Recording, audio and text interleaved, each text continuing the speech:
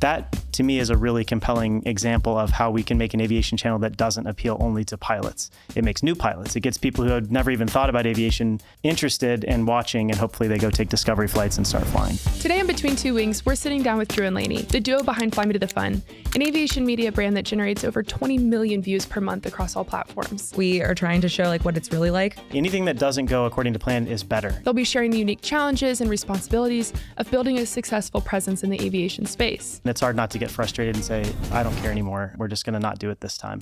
Unlike traditional content creators, those in aviation must prioritize safety at every step. Drew and Lanie aim to bridge the gap between aviation novices and the pilot community by making complex topics much more accessible. Education as a lens makes things novel. This episode unpacks how they blend creativity, community engagement, and the aviation expertise to redefine what it means to be a modern pilot. We'll also break down some of their most popular videos and explore just how meticulous they are with every single flight. 3, 2, 1.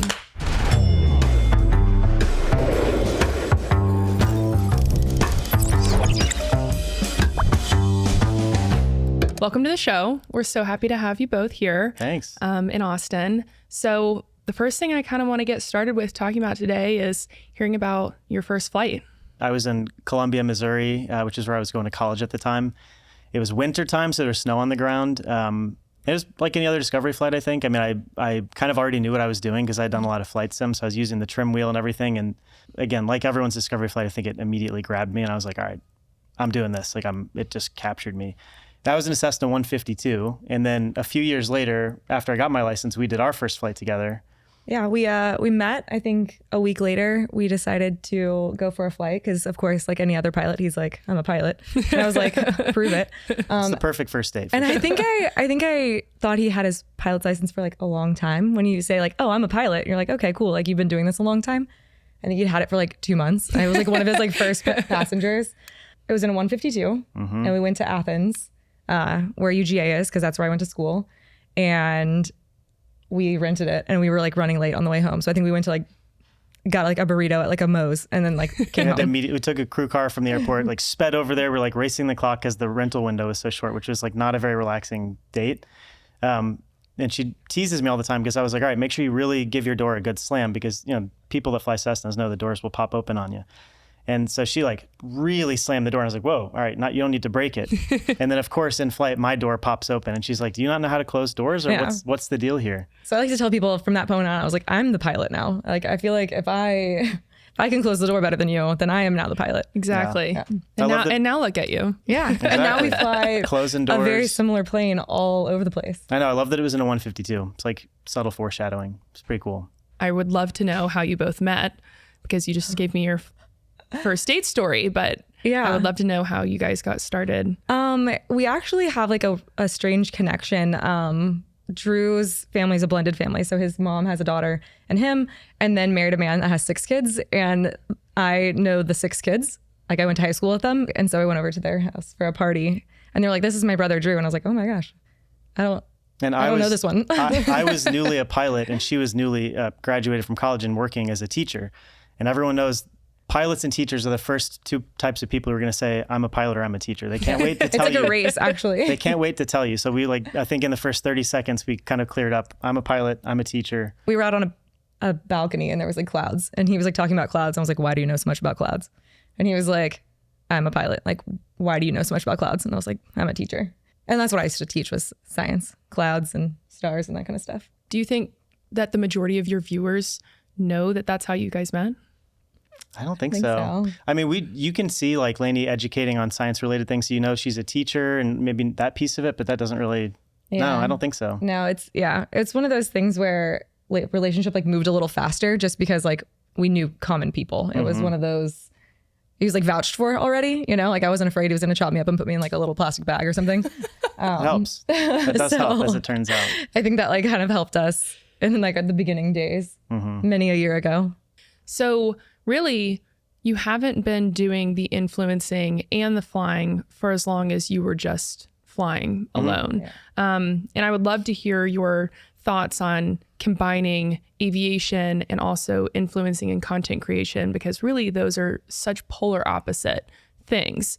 So can you tell me a little bit about how you ended up deciding to combine those 2 realms? Yeah, it's funny. Like I've done content creation for my entire career, just not for myself. So I've done videos, writing, design, photography, videography, etc.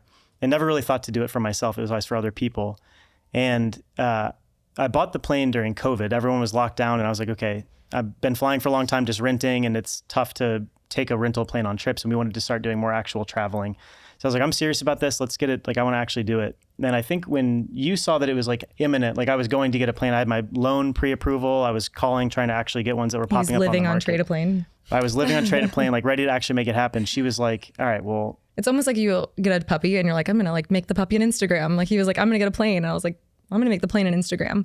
It was one of those, I kept looking at, we were, like you said, during COVID, we're like locked down, and I keep watching all these people on Instagram, and I'm like, how is this somebody's job? Like, this is so cool. I want this. And he was like, do it. And so he was very supportive and told me to do it. And I was like, well, I'm going to make it about the plane and travel. And we're going to go find like the best lobster rolls. We're going to go for like Memphis barbecue. Like it's going to be like a food account. I'm going to fly you to the fun. Yeah. It's going to fly me to the fun. And of course, I was like, hey, like, what do you think? Do you like this picture, this picture? Like, how do you think I should edit this? Because mind you, Instagram was a picture app at the time. Yeah, this is before Reels. Reels didn't even exist at this point. And so he was helping me do all of that. And eventually there was so many more aviation kind of centric pictures and all of that, that we started getting a lot of traction in that niche. And from there it was like, okay, well, now I need help because I'm not a pilot. So let's try to do this together. And then it became like togetherness. Yeah, I think that's what I needed too, because again, I'd only ever done it for other people. I think that's kind of what I needed to get buy-in to do it for us and for myself. Is it kind of started as me helping her and doing it for someone else, and then as it kind of took off, specifically in the aviation kind of realm, it became more and more automatic, and it kind of brought the two worlds together. Because you're right, they are super different. Creativity doesn't really go hand in hand with like aeronautical decision making and whatnot. So yeah, I think that definitely is what pulled me in. What's the hardest part about it? Is it the flying, or is it the filming, or is it all of it? I mean, what would you say is really the most difficult aspect of combining those two very niche aspects of what you do? I think compartmentalizing and kind of being pilot first, creator second is necessary in my opinion, and it can be hard. I mean, we kind of like to set cameras and forget them and don't be starting and stopping them and really paying any attention to them. If that's happening, it's her doing that because I'm flying the plane. We don't have autopilot, so I'm flying at all times. So making that kind of, drawing that line can be difficult for sure. But in terms of like actual difficulty and things that can go wrong, we've talked about how capturing everything is hard. Things like you have so many cameras and cards and audio sources. There's so many things that can go wrong. Having all of that come together is difficult. And it's hard not to get frustrated and say, I don't care anymore. We're just going to not do it this time. Because there's pretty much always something that goes wrong. Well, yeah, because we set and forget, right? And so it's real life. So it's not like you can say, okay, action, let's do it again. Oh, the audio didn't work that time. Let's do it again. And so you get home and you have all of this like 2 terabytes of footage and you're like, the camera on the wing didn't work or the audio cable died right while you're like, over the NASA space runway. Like I was like, are you kidding? Yeah. And so I think that's like a really hard thing to do, but it's also, I guess, like branching between aviation, which is not very creative, and something that is creative. It's kind of like it's a conflict. It's kind of hard. And that's kind of the art of it. And that's what's exciting is that you can like look at, here's a flight that anyone could have taken, but how can we put a spin on it? How can we make it interesting? How can we make somebody want to watch us do this? Right. So it's a balance for sure.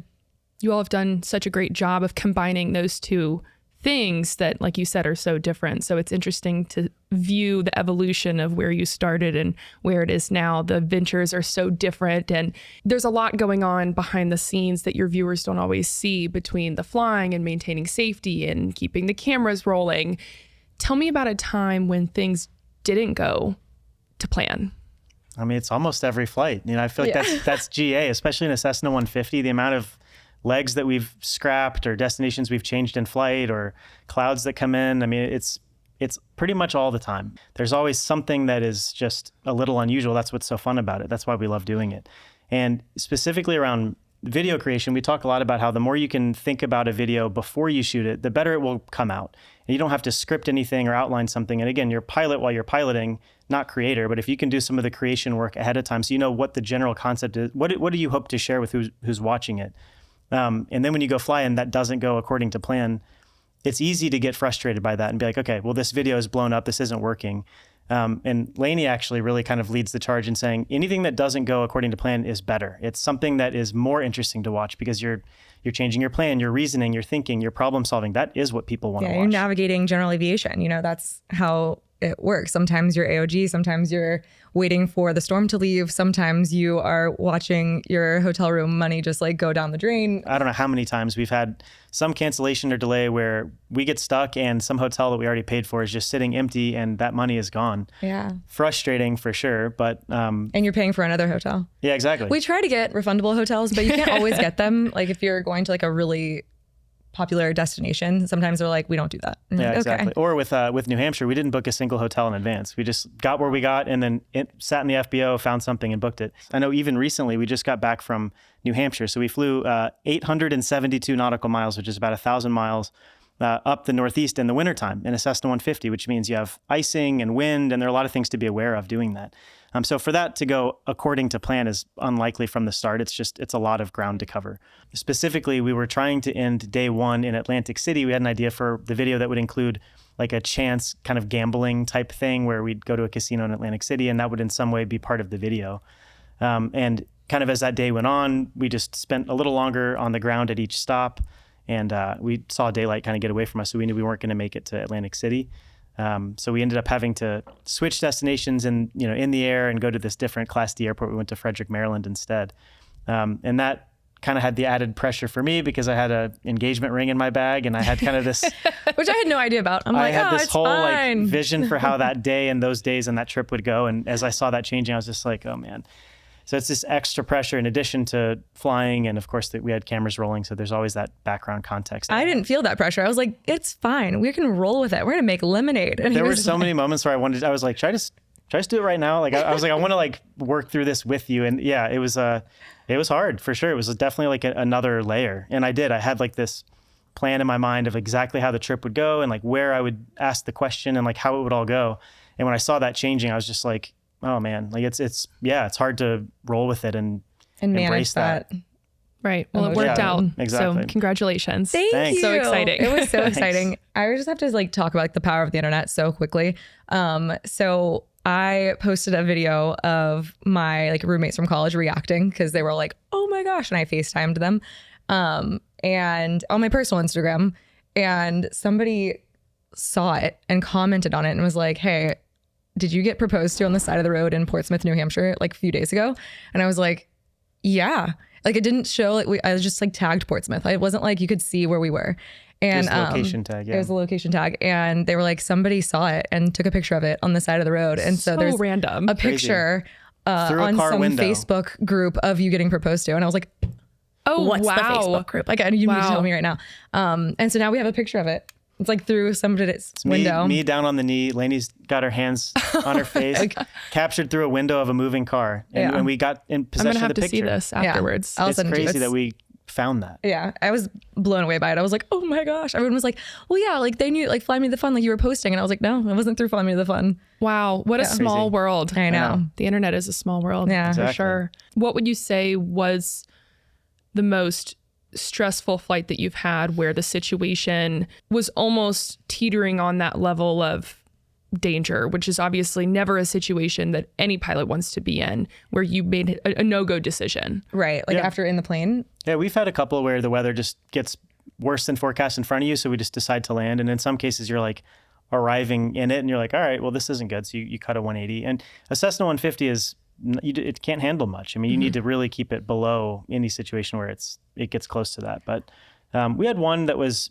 a night IFR flight where we were in actual, leaving Muscle Shoals. That was like, we were kind of bouncing around like plus or minus a couple 100 feet. And we were asking ATC if like, how long until we're out of this, basically, because I was not depicting anything on my iPad. And he was like, I'm not showing you in anything. And we were like, that's not good. Yeah, we're in something. Yeah. But then we kind of popped out and it was clear night on the way back. Yeah. But we've had a couple moments like that over the years. The only time that I know that, like, other than the weather related, just like plane, not even an emergency, but a reason to turn around. I wasn't in the plane. He was actually with a friend. And that was when you had recent. The exhaust failure. Yeah, I was flying along with a buddy, actually bringing him to his plane at a nearby airport for maintenance to go pick his plane up.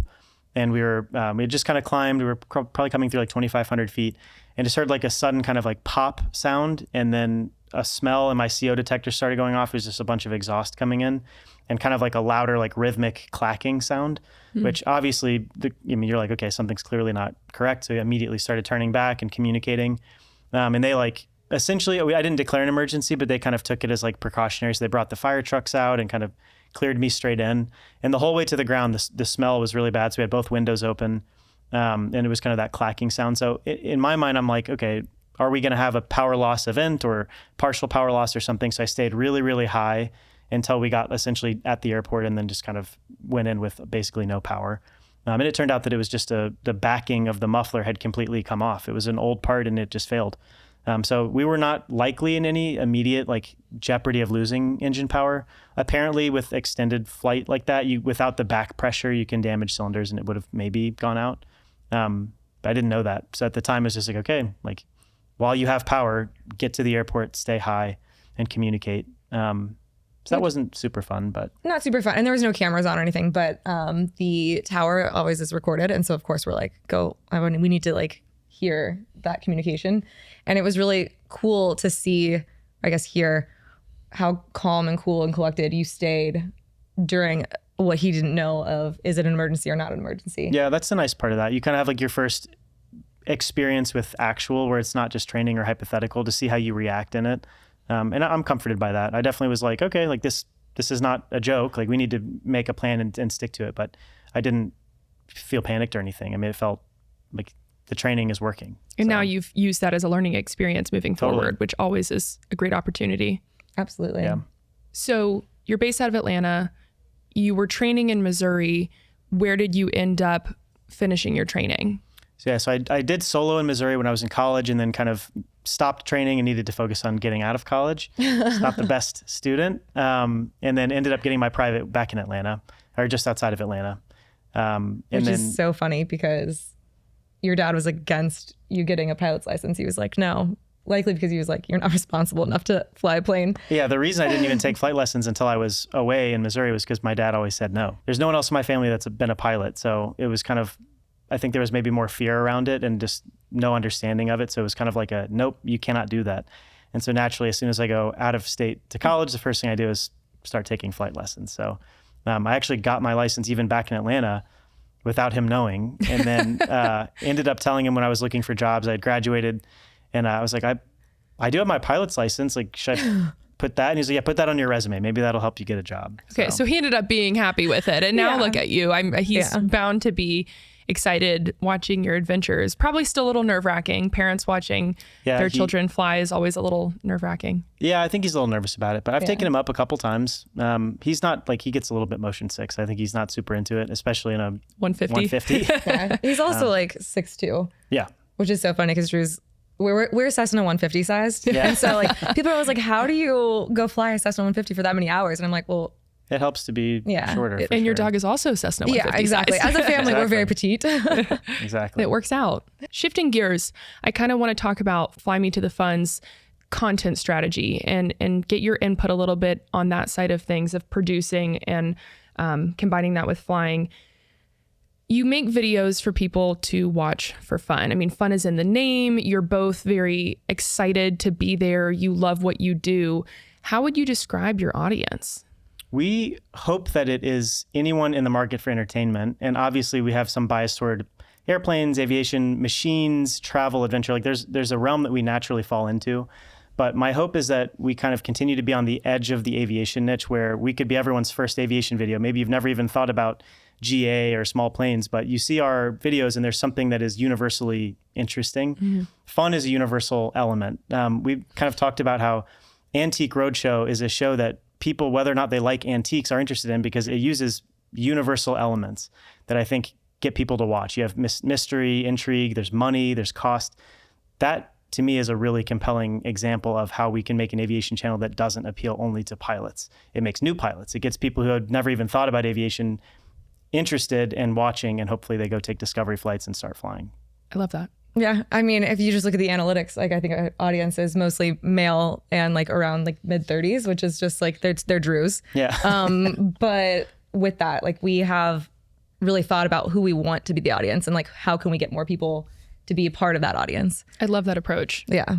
How have you secured brand partnerships in the past? That's obviously a big facet of producing content and having this have longevity. How do you do it? We proactively, we've the brand deals that we have been almost exclusively the product of my own outreach. It helps when you do that to brands that you're already using, products that you're already using that already Things work. that you love. Yeah, things you love that are already part of your flow and they're likely already in your content. That of course makes that just a more organic fit. So it's easier to promote the brands once you're working with them. But in terms of starting those conversations and closing deals, that's all been proactive. So it's finding email addresses and sending emails and following up over and over again. A lot of times that can take up to a year to actually go from initial contact to signing a deal. But we monetized our channel that way before we ever got monetized on YouTube or TikTok or Facebook or anything. So our first income from the channel was a brand deal that was proactively, we approached them. Drew's really good at sales. So he like knows and goes into like people's LinkedIns and he's like, okay, like which person should I reach out to? And then we'll find a common denominator, find Right. contact information, tailor the message, find serendipity, things that align with, copy on a new landing page or website of a brand that you're also doing. Maybe it's like clarity of communication. And that's a big, we always show radio calls and that works well on our channel. What brands also have those priorities and how can you introduce that Right. kind of serendipitous compatibility when you reach out? Right. Really sharing the same values and Yeah. goals with those Yeah. brands. Exactly. That's really interesting. I feel like that coincides with how you said authenticity plays a big part in when things don't go to as you planned and showing that to your viewers, because on the viewership side, your audience probably doesn't even think about that on a day-to-day. They watch your videos, but they're probably not really, unless they're in the world of content or marketing, I feel like they probably don't think about, the grit that it takes to go out and find those partnerships, but it really does maintain that honest truth with your viewer for sure. 100%. And then of course, once you get monetized, that's a whole other income stream. There are thresholds you have to meet to do that. And it's usually pretty unpredictable. You can have really good months if you have videos that perform really well and vice versa. It's not very consistent. For Right. Sure. Do you have off the top of your head, do you know what video recently has performed better than others? And do you know why? That's interesting.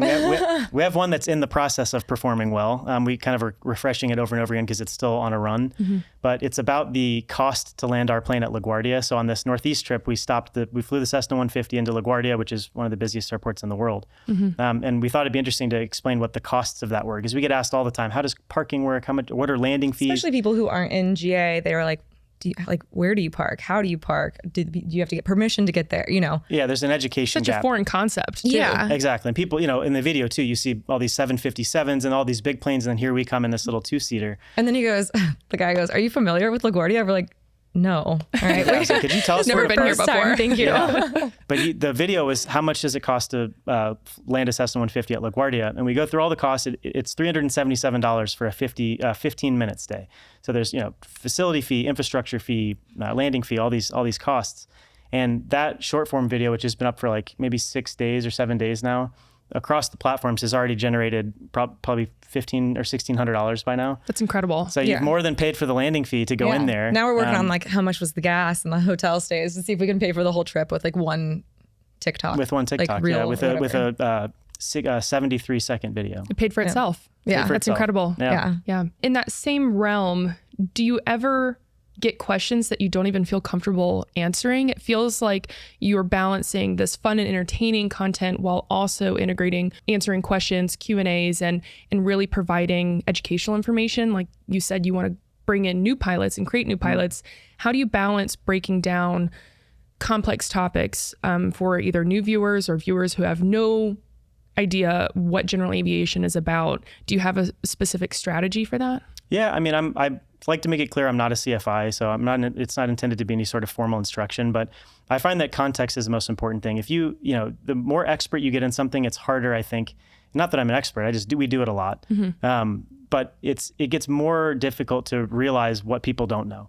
So speaking in really elementary terms, assuming that nothing is understood unless you include it in the video, I think it goes a really long way. And there's, in your first question about questions that we've been asked that we don't feel comfortable answering, really not. I mean, people ask, how much did you buy the plane for? And I'm happy to share that. I mean, we have a lot. And we lucked out, so. We had fortunate timing. People appreciate the transparency, for sure. Yeah. Yeah. And Lanie, you have a background in teaching, so I feel like that rolls over pretty well. Yeah. I think that initially, one of the things, like when we first started the channel, like I said, I'm not a pilot. I know a lot more now than I ever did before. But Drew's really good at explaining things to make you feel comfortable while you're in the plane. And so I think that because he was explaining things, that just kind of took on that kind of educational role when we first started making videos, because it's like, okay, well, explain to me this, like make me feel more comfortable about this aspect of flight. And then of course, like with education, that's just kind of the lens I look at the world through, I think. And so I'm always like, fly me to the science. Like this one's for you. But yeah, the educational meets entertainment is kind of like our like intersection that we're always trying to go. So we want to include like something that's like a little funny or something exciting, along with kind of, here's how things actually work. Here's what the real world looks like. And here's how much things cost, that kind of stuff. Yeah, education's the perfect universal angle that makes something more interesting, because you just play up novelty. Yeah. Anytime you're explaining, it's implied that someone doesn't have that information. So it's novel when it otherwise wouldn't be. We've had so many videos of us doing things in GA that anyone that does it knows is not novel. We flew a Cessna 150 to the beach. That happens all the time. There's nothing really that unique about it. But if you can say, here's how it works, it's actually kind of more like a car than it is airline flights, because you can just get in and go. And as long as the weather's good, you don't have to call ahead. Without saying those things to that kind of edge of the niche, non-aviation audience, there's nothing novel. But education as a lens makes things novel because you're explaining. So it's just a really good, it's a good lens to take for sure. And it's also good for engagement, because people are like, that's not how it works. You know, like everybody has their own 2 cents that they want to put in. People in aviation have a lot of opinions for sure. Always. And being on the internet exposes it to a lot more criticism. Exactly. Oh yeah, you're right. Yeah. It's interesting to see influencers doing these amazing things that you do on a weekly basis, flying and posting all of these adventures. Have you ever had an experience where you almost had a reality check of, this is what we're doing now? I can't believe that we're here and that we get to do this. Yeah, it's funny that you asked that. I had I guess maybe call it a stressful day once, where I was just sitting there and I'm like, there's so much to do, and I'm like freaking out. And I sat there and I thought, you know what? You would be telling kids to shh right now. And I was like, this is so much more fun and so much more exciting. So different. Like, you know, you say the same thing 5 times a day and you do it at 9 years in a row. Like, you know, it's just so much more exciting and so much more fun. And it feels very lucky that we are where we are, but it also, you can think back about like all the hard work that we put into it. And it's like, it's exciting. Feels good. I had a moment too where, you know, the content part, I love both parts. I mean, flying is my favorite thing to do, but editing and video and creativity is kind of like my other favorite thing to do. So for me, it doesn't feel like work. So it's kind of, it is a lot of hours, but it's not something that you're necessarily like grueling through, because there's enjoyment, although there's some element of gruel. But I had an interaction at an air show that kind of stood out to me, where I was approached by this young kid. I think he had his private, or maybe he was just about to do his check ride. And he came up to me because he recognized us from the channel, and he was just like, you know, I watch all your stuff. Like, thanks for your videos and everything. And I wanted to ask you, like, how do you do what you do? Like, how do you have what you have? And I was like, it's a Cessna 150. I mean, we just have this little plane we fly. And he's like, no, that's not what I'm talking about. He's like, how do you have this channel? Like, how have you built this huge thing? And it kind of just switched for me, where I was like, we are just flying and sharing it, but the intention that we have behind it now, and kind of the level of seriousness that we have in terms of pushing the boundary of topics and trying to, you know, be on the edge of the niche, and kind of this approach we're taking that just feels fun along the way. You kind of have these moments where you're like, oh man, like it's impacting people. He wanted to do that for a career. And that's cool. And those kind of moments for me, it contextualizes what you're doing. And we see these numbers on the platforms that are like, you know, X million views on this video. And you kind of just are like, cool, those are points. Like, that video worked. And then you go to air shows where you get to meet those people. And it is it's overwhelming. It's a really, really cool thing. We've had people say they got their license, they bought planes, they've changed careers. I mean, when you feel the impact like that, it's a really, really cool It's thing. extremely touching. Yeah, it kind of like sits awesome. different when you feel it. You're like, whoa. And it's directly counter to a lot of the comments you get on the internet. So that's nice too, because you get, of course, people like being mean on the internet. Right. Not always, but in person, it's always positive. So that's really cool. really inspiring to It's know really, that really you've cool. made that impact with just doing something that you enjoy. Yeah. That's super fun. I remember, I think it was like my first Oshkosh, and a kid asked me to sign his logbook for him. And I was like, I'm not even a pilot. I don't even have a logbook. And I thought that was just so cool. I was like, oh my gosh, like it means something. Even though, sitting next to you, I guess capturing, I'm a part of it too. And I feel like that's so cool. Right. Yeah. I would like to point out that you may not have a logbook or a license, but you have probably more hours than a lot of private pilots at this point in the aircraft. Yeah, I think so. Oh yeah, it's got to be over 500. Yeah, for sure. I think, And that's like real, like we're working weather and airspace and flight following and clearances. I mean, she's got some really, we have a instructor buddy who's like, I would sign you off to take your written today. I believe you would pass it. Honestly, she knows a lot. maybe that should be like a video. How much does it cost to take that test? Yeah. Going without any studying and Right, zero preparation and studying, take you it. gotta I pass would it. watch that video. I'd watch that I think video. you should do it. Maybe the video would pay for the test. Maybe. When you run into these folks at air shows and people who ask you these questions of how do you do it, do you have one specific go-to piece of advice that you tell your viewers or your fans? I mean, one specific, I don't know, probably the pilot first, creator second, like make sure that safety is never compromised for sure. But we get asked about every possible thing you could think of with content creation, cameras, gear, recording, editing, topics, idea. I mean, everything. We're actually putting together like a full course in community exactly on that. So it'll be aviation content creation, and that covers all of it. So it's coming up with ideas, how you do recording, how you do editing, pre-production to plan out shoots and all that. So in terms of one single thing, it would just be never to compromise safety with it. Right. But there's a lot beyond that in terms of how to come up with ideas that work and editing and all of that. So, and safety is such an underlying theme in all of the content that you produce, which is fantastic because I think that it teaches people that it is second nature. And you should always have it obviously at the forefront of your mind. But once you get used to it, it's ingrained in you, and it's a way that you live and the way that you fly. One of our like big things is that we are trying to show like what it's really like. And so I'm like, show people the real life stuff. Like that would be my advice. Not try to make it perfect. This perfect. Yeah, exactly. It's usually more entertaining anyway. Yeah. Be yourself, which is always really hard. They put a camera on your face and you're like, but that's why we set it, forget it. And then we can just have the conversations, and then you can edit out anything that you don't want to put in there. Internet, Yeah. You mentioned negative comments, and we briefly touched on that. How do you handle that? How do you compartmentalize that? Obviously, you're putting yourself out there. So do you have a specific mindset that you really carry with you to not get too down about that?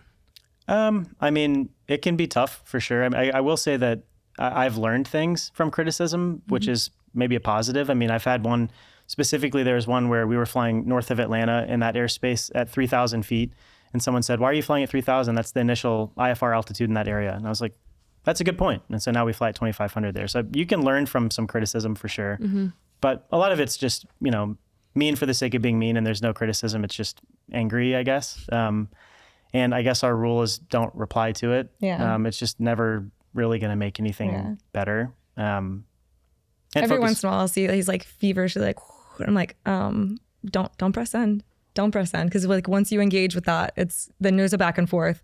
And something that's really cool, a lot of people have been like sticking up for us. I think they like have like grown to like know us, and they were like, this is why they're doing it this way, or this is what they're doing. Because I get a negative one all the time where they're just like, she needs to live in the moment, like take her phone off of her, and I'm just like in the descent where I'm like filming the landing so we can have a first person view of it. It's like we make videos for a living. Why would we do that? You're also watching the video that you were filming. Yeah. Right. So it's interesting. I like to, I guess like my like mantra, I guess, about it is thank you for engaging with the content.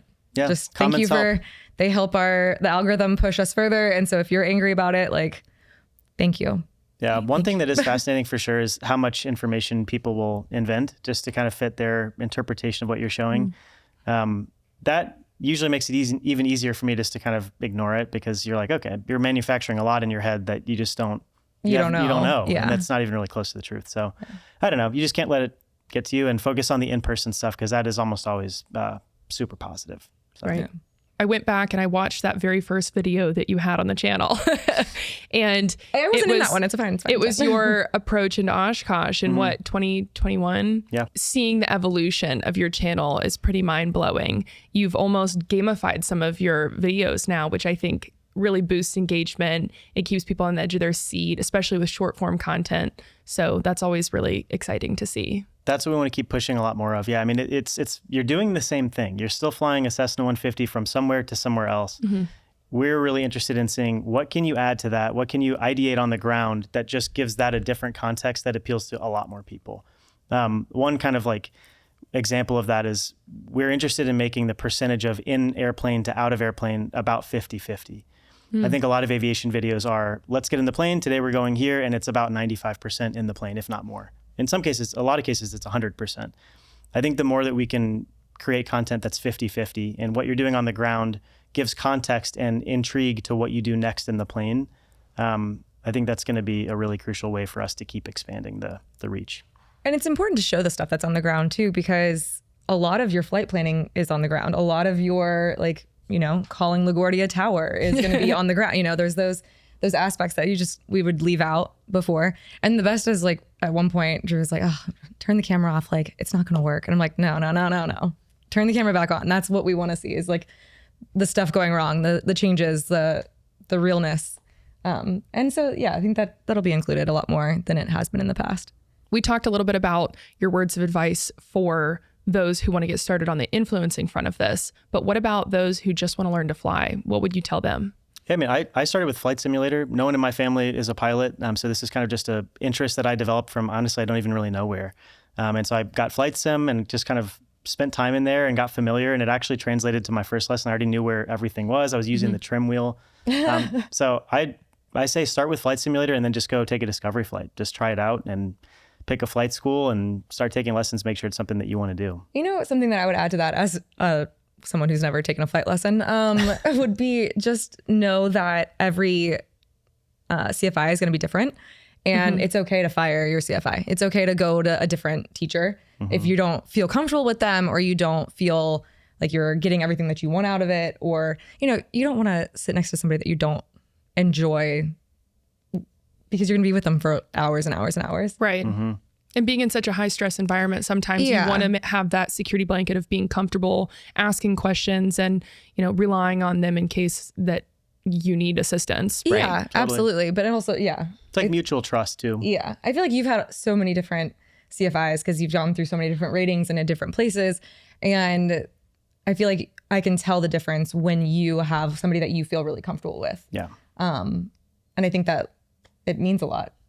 Oh, it's huge. Yeah, makes all the difference. Oh, yeah. My instrument instructor was hilarious. We did it in like 28 days. So we were just up at like 6 a.m. We'd look for the lowest ceiling and just fly there and go shoot approaches in actual conditions. And he was like just a kind of crazy guy who would play like the scene in Titanic through the aux cord where they're like, where the ship is sinking while you're doing the approach. So people are just like screaming and like the violins are playing. It's crazy exposure. It's nuts. But honestly, I mean, it teaches focus, and he was excellent. He was really, really good. And he really knew like when you were ready for that. And totally. He knew when you were ready. Like I did a lot of the flights with him just because it was cool. And so I was in the back seat.